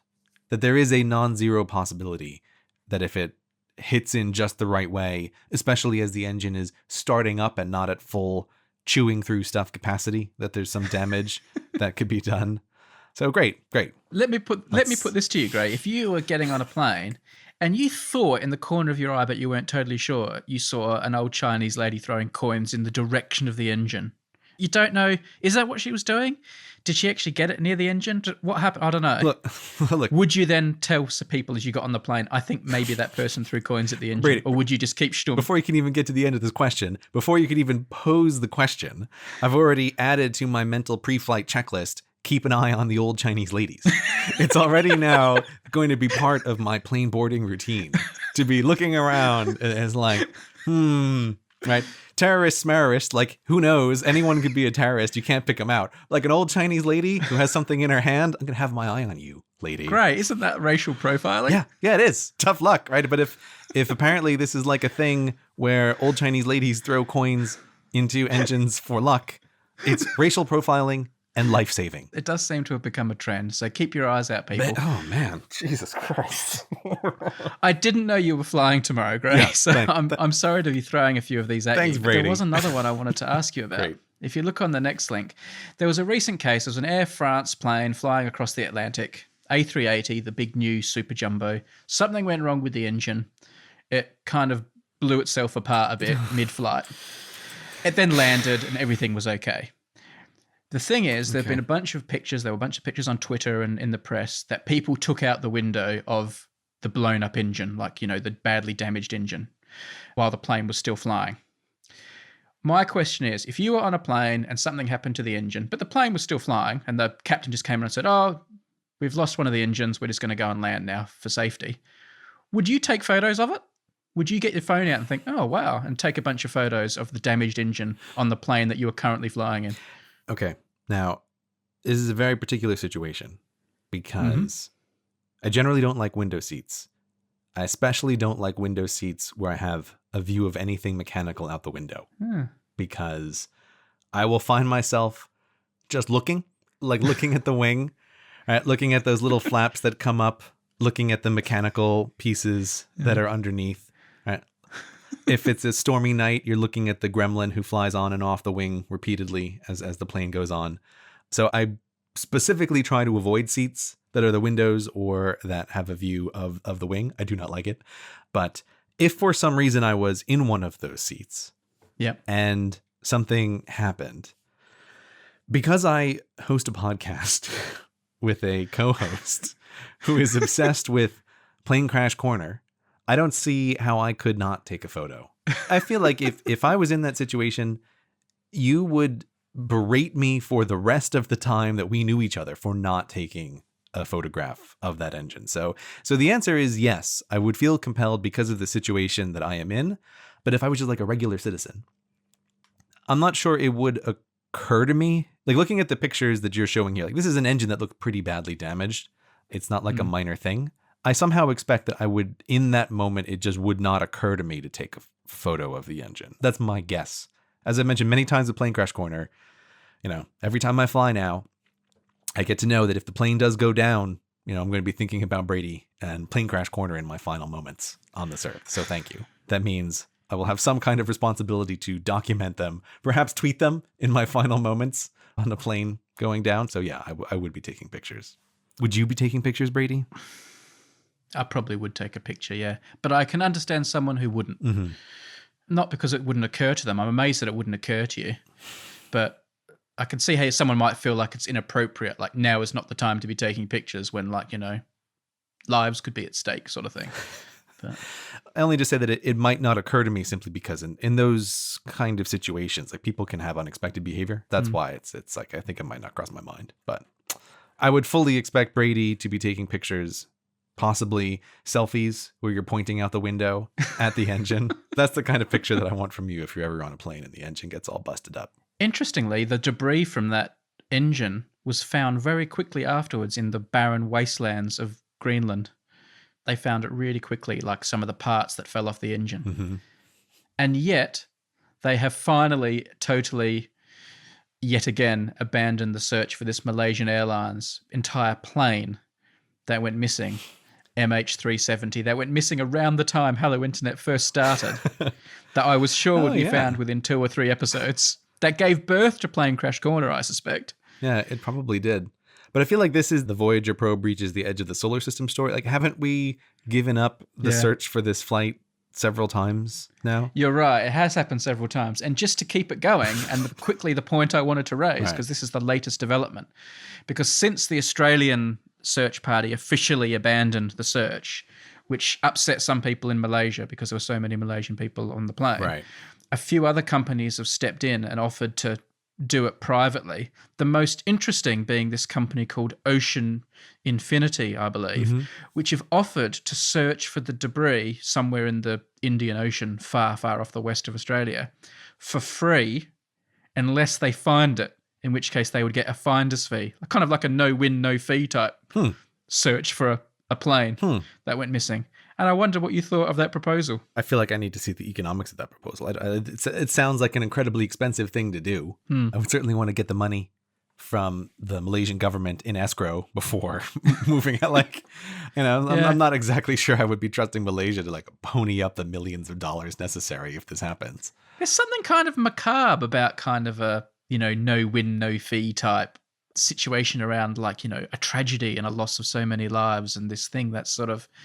There's just something that felt a bit weird about it when I first heard it that made me think, is this right? Like, is this what we've come to? Do you think they should be searching out of honor or human responsibility or some other junk like that? In my opinion, that is what they have been doing for the last few years. I Right. mean, they've been tirelessly searching the ocean floor, spending a fortune as it is. Mhm.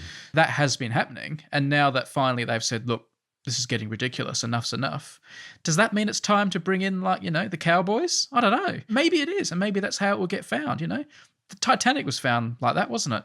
Admittedly, a long time afterwards, but by private enterprise. But something about it just felt a little bit, just sat a bit uneasy with me, but maybe it's just me being queasy. I think it's you wanting people to do things just to do them. Yeah. I feel like as soon as the money gets involved, you're crossing your arms and going, I don't know about this Malaysian airline hunt stroke SpaceX, right? Well, maybe that's it, though. I feel like maybe there's a bit of emotional blackmail here because the families of the people who are on that plane are most strongly the people who want it to be found with very good reason. Mm-hmm. Finally, the governments and the officialdom have sort of given up and said, look, we just can't find it. Mm-hmm. But now these other people have come in, seen like an opportunity, and they can leverage sort of the emotional pressure of these people who are saying, no, we need it found, to say to the government, hey, come on, it's not going to cost you anything unless we find it. You've got all these upset people, and all the upset people are saying, yes, get them to do it. We want it found. I feel like it's a little bit blackmail-y maybe. Yeah, maybe. I feel like I'm okay with it. The Malaysian government doesn't have to take them up on it. Yeah, I guess if they get the job done, then they've succeeded where others have failed. So we'll see what happens. I'm sure we'll still be talking this long into the future. Which happens first? Does Malaysian Airlines wreckage get found, or does the podcast come to an end? Or is the discovery of the wreckage like the trigger point for the end of the podcast? Like maybe that's it. Maybe Ocean Infinity are the people who will bring us to an end. Like we no longer have a reason to exist. Yes, because Plane Crash Corner is the beating heart of Hello Internet. Hello Internet. It's Future Grey here, who took the plane trip and hasn't died. Well, yet anyway. But I did take a photograph of the engine while I was in the air. That seems like the kind of thing that could become a bit obsessive, maybe a bit like a superstition, that I'd have to take a photograph of the airplane engine every single time. Man, if I started getting a lot of those, I would need some place that I could show them off on the internet. Where could I go to make an amazing portfolio website that I could show on the internet? I know where I could go. I know where you could go. It's Squarespace. Squarespace is the best place to go to make your website. If you just have a weird obsession with airplane engines or perhaps plane crashes, but have no technical skills whatsoever, don't worry, Squarespace is for you. If you don't know a thing about making websites, it doesn't matter. They have beautiful templates created by world-class designers. You can just drag and drop your way to perfection. Everything is customized so you can get it to look just the way you want on mobile and on desktop. And if you need any help at all, they have 24/7 award-winning customer support people who are there to help you anytime. So if you have a website that you want to make, if it's a blog, if it's a portfolio, if it's a resume, if you want to sell things online, if you have any of those things that you want to make but you haven't known how to do it, go to squarespace.com/hello today. That's squarespace.com/hello to try Squarespace free for 14 days and receive 10% off your first purchase. Your idea is just a great idea that doesn't yet have a website until you make it.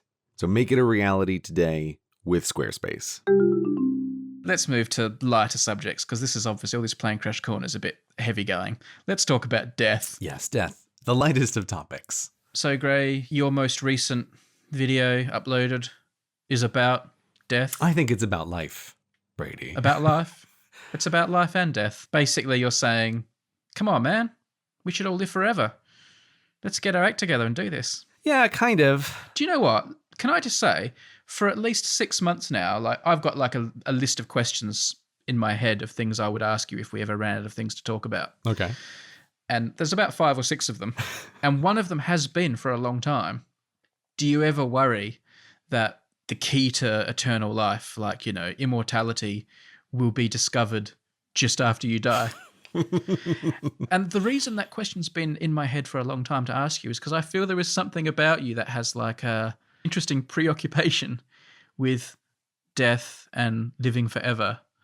Obviously, everyone has feelings about death, but like you have in this interesting way that I think has been made more public now by your last video. I'm a little curious. Do you have any particular reason that you feel that way? Because like I find that sort of surprising. I think it's just kind of something I had taken on by like osmosis, just from lots of little things. It's not like you talk about it all the time, but just the times it's come up. I don't know, but I'm not making it up. It is a question that I've wanted to ask you for a long time because I've always thought it is something that concerns you. I think the thing that you're picking, like when you say by osmosis, you might be onto something there, because I've been very hesitant to do a video like this for a long time. Like this has been on my topic list for forever, but I've always been very hesitant to do it because, at least in my personal experience talking with people, it is a topic that gets a lot of pushback in interesting ways, and often, quite frankly, in ways that I don't really understand. So yeah, it's been on my list for a while. But I think what you might be picking up on osmosis is the thing that I've never really wanted to say out loud, and that may bleed through in our conversations of death, is the reverse of what you're probably thinking. It's not that I actually have some kind of focus on death. It's that in the back of my mind, I feel like I have there's a non-zero chance that I might not die in what is a normal human time frame. But I've kind of never wanted to say it out loud or talk about it on the podcast or do a video about it, because it feels like jinxing it. It's almost like a superstition. It's not touching the outside of the plane. Yeah, exactly. That is 100% what it's like. And so I think maybe that's what comes across on the podcast. Sometimes when we talk about death is I have this little spark in the back of my mind, which is actually the exact reverse. It's not that I have a worry or a preoccupation with my own death. I'm actually very indifferent to my own death, because my feeling is just like, well, when you're dead, you don't care. It doesn't matter. It's not a big deal. But I do have a feeling that there may be a non-zero chance that I may have a longer than normal human lifespan. As in all people of your generation, not just you specifically. That is an I am immortal. Excellent point. I'm like, I think I might be part elvish. No, that's not what it is. Let me back up for a second here and say that I do think that radical life extension technology is a thing that can exist in our universe. I don't think there is any technical reason that this is not possible to build, as opposed to something like sort of like the Star Trek transporter, which is like essentially a magic piece of technology that, we may live in a universe where nothing like a transporter is ever built, and it's not really feasible to build something like a transporter. But I don't feel that way about life extension, because my view of it is that this is a biological and a physical process. And it is a biological and physical process that I think that we will be able to intervene in some way at some point in the future. And then, yes, I think that then raises a very interesting idea that there does come a moment where there may end up being a divide, where there's like the last generation to die and the first generation that lives unusually long lives. I mean, in your video, Gray, you sort of showed it graphically quite nicely. You sort of drew that divide and showed like a whole bunch of people falling off one side of the ravine and the other people the other side. That was almost you making manifest what I thought maybe was something that sat in your head, that fear of being the last little stick man who's the wrong side of that divide. Yeah. Because as soon as you put that idea out there, that does create that fear. There is going to be one man or woman who's the last person to die before, obviously there'll be some blurring, but you know what I mean? Yeah. There is going to be this unlucky generation. And gosh, Who wants to be in that unlucky generation? Okay, so this is interesting. Let me just clarify something here, because do you agree like with this proposition at all? Like, do you think this is a thing that is technically possible to do? You know me, like I'm a devil's advocate and I will argue against anything. But I find that one hard to argue against. Okay. Like if we can like make atom bombs, we can just one by one check off the list of all the things that are causing us to age and die. I can't see like an imperative in the universe that makes us die. Like I don't think we could, there are some things in the universe I think maybe we can't stop. Like, we probably can't speed up light. Right. Or change like the fundamental constants. We can't change pi or the gravitational constant. Yeah. But I do feel like we can tinker with our own machinery. And if we can tinker with our own machinery, then yeah, we probably can dramatically change it. That's really interesting for me to hear. I was really unsure about where you would fall on this. And again, it is partly because I'm very surprised in personal conversations that it's like even talking about this subject with almost everybody puts me quickly into kooky category, which is also why I was like a little bit hesitant to do a video on this topic for a while. Is like, there's something about this that feels very different than the topic of like free will, where people can simply disagree. The "you're crazy" comes out way faster on this topic than on other topics. I don't know if crazy is the word I would use, but there is a certain stigma attached to people who want to live forever or live for a long time. Yeah. That it's not always craziness. It's like a certain kind of, like you're a bit of a knob. Yeah. Another word that comes up very quickly is like arrogance. Yeah. So when I watched your video, like I actually made a little tweet and I guess I was being a bit uncharitable to you and like taking the mickey a bit, but I just tweeted it because it reminded me. There's a scene in the UK office where the boss of the office, this guy called David Brent, is talking about like his attitude to life and philosophies to life. And then one of the things he says, he says, there's an old saying, live hard and die young. And then he just suddenly turns serious and goes, I don't want to die young. I want to die old. I want to be really old. And one of David Brent's like characteristics is that he wants to live for a really, really long time. I don't remember that in his personality in the show, huh? And I think one of the reasons they gave him that characteristic is because it's a bit of an arrogant, knobby characteristic. Yeah, okay, yeah, I can see it's also, that. I think also maybe it's a bit like it could be considered quite a selfish attitude, because the people who say that rarely talk about wanting everyone to live a long time. They usually just talk about how they want to live a long time. They don't want to die. What if all the people around you die? What would you do? You'd be like, no, I'd still want to live a long time. So there is a certain stigma attached to people who wade into this territory. And maybe that's also where like some of your reluctance was coming from. That could be it. Don't get me wrong. If for some reason I could only accept personal immortality, I would accept that at the drop of a hat. Like I keep my eye out for any passing vampires. It's like it's not a likable quality to want to be immortal. It's one of these funny things where while I've been working on this is like an incredible rush job script for various reasons that are not interesting for the podcast. But while I've been working on this, it's like every movie I have watched, the villain is obsessed with the idea about living forever. And it's suddenly I'm seeing this everywhere. And it's like, all of the villains, like this is a primary characteristic. And all of the heroes are arguing for humanity. Indiana Jones and the Last Crusade is all about like people being brought unstitched by their greed for eternal life. Exactly. And I think that there's also something about the idea of feeling like it's generous to pass on the world to the next generate. And so like suddenly you're arguing against sharing, I think, in a way when you start talking about this kind of stuff. So it's just an interesting topic. And like I said, it's a thing I've been hesitant about. And it's also a thing like I can see in the numbers, like on all the spreadsheets of the videos that I record, that it's like, this is a video that has the most pushback since, interestingly, the Reddit video, which still holds the record for like most pushback of any video. It's done well though. It's done good viewing figures, hasn't it? Yeah, no, the viewing figures are good. But if you like looking at the like-dislike ratio, it's the second worst compared to the Reddit video, which is the worst for some reason. Do you think maybe also it's because it's a different kind of video you made? I feel like your videos have been changing in tone a little bit lately anyway, like taken on the average.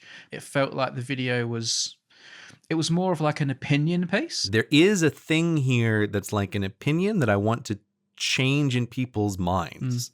And I'll be very upfront about it. I don't think I was successful in it in the video. I think people should look at death in the same way that we look at other diseases. I think people should look at aging in the same way that we look at other diseases. Yeah, but you didn't couch it that way, did you? Like, I think if you'd centered it on aging rather than death, it wouldn't have been as like clickable and as like exciting to have seen the title in my sub box, but I would have understood the point you were making better, that aging is a disease, because death isn't a disease. Death is like a consequence of numerous things, one of which is diseases, another one is jumping in front of a bus, another one is having wars. Like, death is a consequence. And so framing it around death made it like a more enticing peg, but I think maybe that detracted from your argument a bit.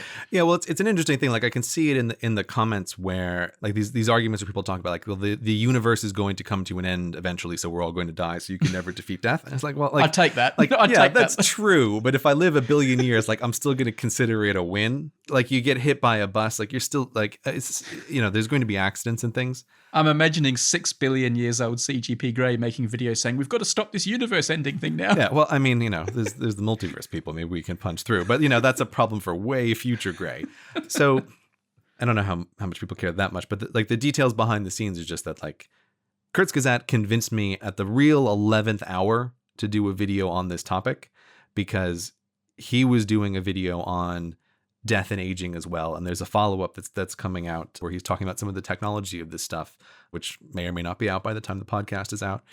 And it was really a case that, like, when we get together, this is a topic that we talk about a bunch, and he wanted us to do it as a, like, we're both planting a flag here on this topic, and in a way going to come out on a topic that I know people will regard as kooky, like on a topic that I know will get a bunch of pushback. And I totally wouldn't have done it if it wasn't for him, but it also added in some constraints, just that it was produced under a shorter period of time. And I also didn't really want to talk about the stuff that he was talking about in his video. Yeah. So he talks about aging very directly. So I was trying not to talk about aging so directly, but for people who care about the details, those are some of the details. But I could see, like, I think I'm missing the mark with this in the thing that I want to change in people's minds.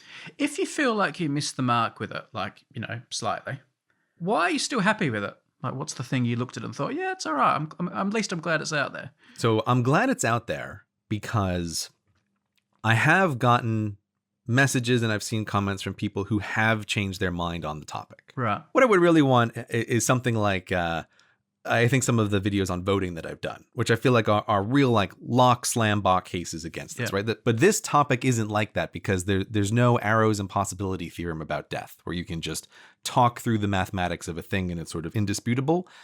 That's why, like, this is kind of an opinion piece, because there are cultural arguments around the end of life that are not resolvable through facts. Such as what? Like, what's just an example? I think the question of, like, passing on the world to a next generation, you can't get a correct answer on that in terms of math. There's no way to show definitively that it is better to or better not to do this. So, like, I have the feeling that I think we should push for technology to extend human life. And I think we should push for it very hard, because my opinion is that death is a kind of horrific degenerative disease. And this is tremendous amount of suffering that we can avoid, right? And like, continued generations of this suffering, I think is really bad. And I think there's a kind of cultural blindness to the suffering of senescence over time. Part of the reason why I really wish that it was like a perfect slam dunk case, because I want to change more people's minds on this, because really it's not just about changing people's minds, it's about changing the right minds. I really want anybody who is in medical school and thinking of going into medical research, I want those people to be aware, if they're thinking of suffering in the world, that aging is on the board. Like, it's a thing to consider about what is the suffering that's in the world, right? Or if someone's like a very wealthy person who's looking to fund new projects, like, this is a project that has the potential to reduce a tremendous amount of suffering. So it's partly how I was convinced to do the video at the last minute under constraints that I might normally not do it, because it was presented to me in terms of, like, opportunity cost way. Like, what if the very person who could come up with this technology would have been convinced by your video at the right time and you didn't make it? and then you found yourself on the wrong side of this cliff. Like, okay, well, you know what? Now you presented me with this Pascal's wager that I can't get out of my head. Yeah. I'm going to make this thing and I'm going to upload it and it's going to happen. So rather than feeding lots and lots and lots of viewers some fish, you just want to teach the right person to be a fisherman. Yes. If 3 of the right minds are turned even slightly on this topic, I will consider that an incredible success. Especially if it affects me directly. Yes. If you get to live forever because of that video, I think we'll all thank you, Gray. I won't even take any of the credit for No? it. Oh, good, because we'd be hearing about it for a long time if you did. You would be hearing about it for a long time. But like, I think going back to your very opening discussion about this is, I feel like I was born at a really fortunate time. Maybe everybody feels this way. I don't know. But I feel like I've always been really glad to be born when I was. Like, I was just old enough to know a world that didn't really have computers and technology in the way that it exists now. And I got to see all of that come online. And I feel like I have a better understanding of this stuff because of that, in a way that I was always shocked that like my students who grew up with technology seem to just know nothing or have no appreciation for it. I always found that really interesting and counter to the predictions that the younger generation would be amazing with technology because they had grown up with it. It's like, that turned out to totally not be the case. They're amazing at Facebook, but that's a very different sort of thing. Yeah. There's a few things that are like that where I feel like I was born at like I graduated from college at just the right time. Like I sort of missed economic downswings and I got into the workforce, and I was fortunate to be just at the right age and at the right time when YouTube came around and be able to make a transition. You know, it's like 3 years too early or too late. And, you know, maybe my life is very different in these different ways. Yeah. You've avoided some bad wars so far. Yeah, exactly. It's so I feel very appreciative of this, like just in a general way. And there is one final thing that I'm aware of, that there is this idea about following a bunch of technology developments that are around life extension and just wondering. Like, I have been thinking about this ever since the Human Genome Project. I think it concluded in 2003, I think. And like the Human Genome Project, the first time the human genome was ever sequenced, like all the letters of someone's genome were read, it took something like 10 years and $1 billion to do. And people who know me in real life over decades know that this is a thing I have always talked about, that it's fascinating to watch that price and time go down until now we're at the point where it's like a couple $100 and a couple of weeks, 20 years later, to get your genome sequenced. Yeah. Right? It's a thing you can just do in the mail. And I look at that kind of curve and I feel like it's similar to the computer curves. And I think, well, genome technology is one of these things that you need to have on board in order to do life extension. And just recently, there's been developments in gene editing, like things like CRISPR coming online. So now being able to change genetic material on the fly is becoming a much cheaper, much more possible thing. I've for a while been really interested in, like, when the first gene therapies became commercially viable, like that stuff is amazing. Like you're injecting and changing DNA in living people. It's crazy that it's even possible. And so I feel like over the course of my life, there have been roads that are slowly converging towards this direction. But it does have that question of, how fast do they converge? Do they converge fast enough or not? Gray, you were talking before almost like sort of the people you were hoping would hear you would be like future medical researchers who would dedicate themselves to combating aging rather than using their intellect and resources to tackle other things that maybe are more fashionable and things like that. Mm-hmm. But do you think technology and medical research is the problem here, or are the hearts and minds that you think are going to have to be won over politicians and religious leaders and other cultural things? Because it feels like those are going to be the stumbling blocks. I mean, things like CRISPR and all these other technologies and stem cells and that, the thing that seems to be slowing them down as much as anything are laws and regulations and politicians and things like that. When I think about change in the world, I feel like technology is what you bet on. Technology is a kind of unstoppable force once you get it going. And maybe you can accelerate that through political means, or maybe not. But the technology route is the 100% sure route. But without a doubt, I would love essentially a NASA Kennedy style, we're going to approach this as a real topic from the government project, like against senescence. Like, obviously, that is a thing that I would absolutely love, is for a president to get up and say, like, oh, just like Nixon had in the 70s, you have a war on cancer. It's like, say, we're going to have a war on senescence. This is a well understood topic, and we're going to make some hard decisions about where we're diverting medical research, and we're going to play the long game here. I would absolutely love that. I just think from my interactions with people, that is almost a total impossibility in any practical way. I think people push back so hard on this topic, you could never get that to happen, right? Without some kind of incredible external force. So I don't see the political path as a fruitful path, which is why I feel like the technological path, or like the venture capital path, like that is the way to go. That's really the only practical path forward. Is it just has to be a thing that becomes technologically feasible, and then society as always will catch up. That's not really what I meant by the question, though. It wasn't as much the government enabling it as stopping political leaders from blocking it. I feel like technology is like bursting to get out of the gate with some of this, but they keep getting knocked down by people saying, no, that's banned. No, that's like, this is Frankenstein science and things like that. I don't think you even need the government to like do a Manhattan Project of death. You just need governments to say, all right, we're open to it. Show us what you've got. This is one case where I am definitely glad that, let's just say, not all the countries in the world are on the same page when it comes to this kind of stuff. And some of the most interesting, most cutting edge biological science is coming out of China. And it seems like China is going all in on a bunch of this genetic technology related to humans.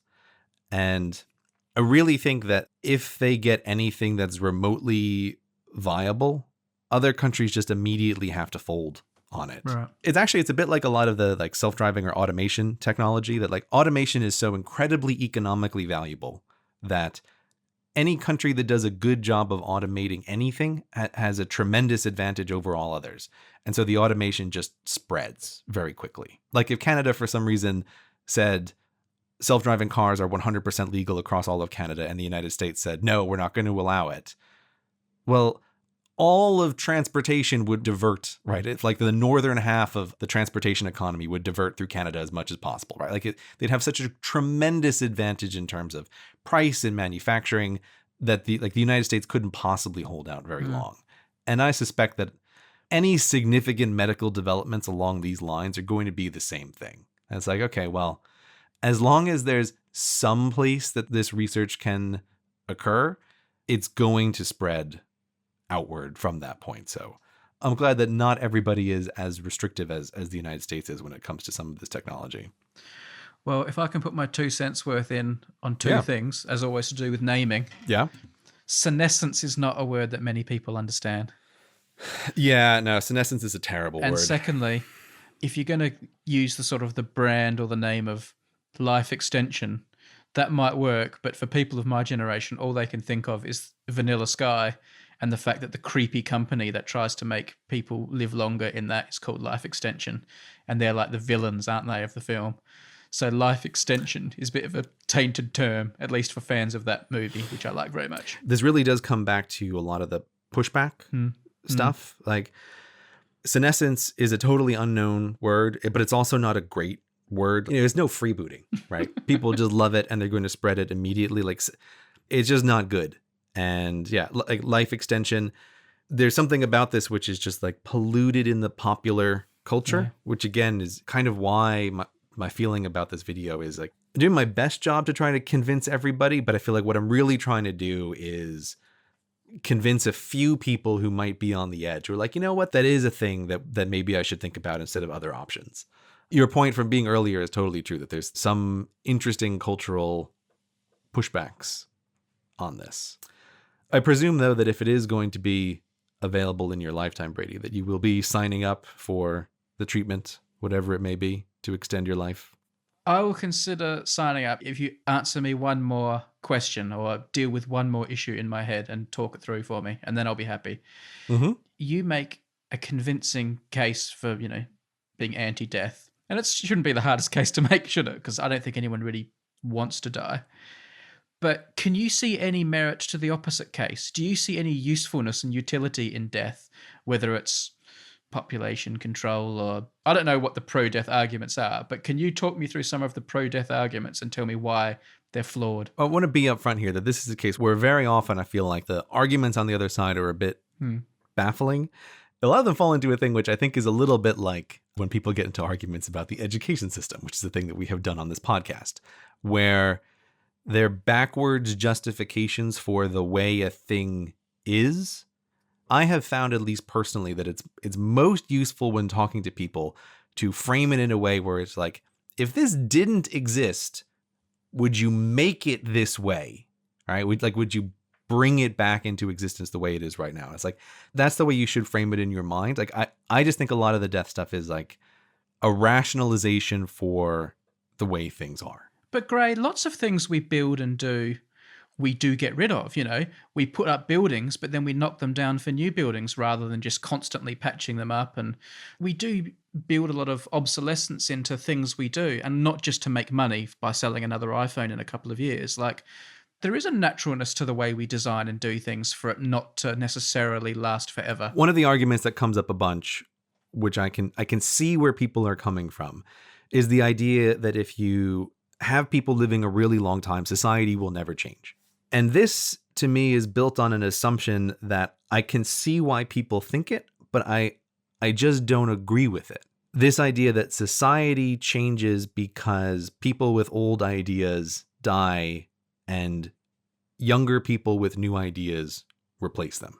Right. Now, if that was 100% true, then yes, like maybe this is a concern. Like society never changes or adapts to different situations because stagnates. Yeah, it's like it stagnates, and you end up with some kind of civilization that you'd visit on Star Trek, right? Where it's like, oh, nothing has changed for 20,000 years on this planet, right? And we're just doing the same stuff all the time.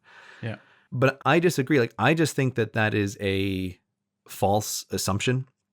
And I also think it's an assumption that is just not borne out by the data. Like if you look at people's voting patterns, people's geography is correlated way better with how they vote, for example, than their age is correlated with how they vote.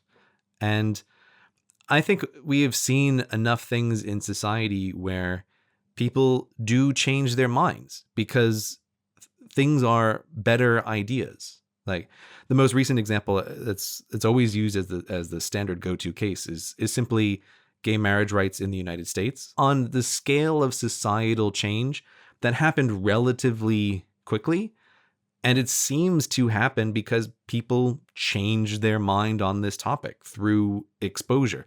It didn't happen because there was a massive die-off of old people between the 90s and the 2000s. That's not the reason that changed. It changed because people changed their minds.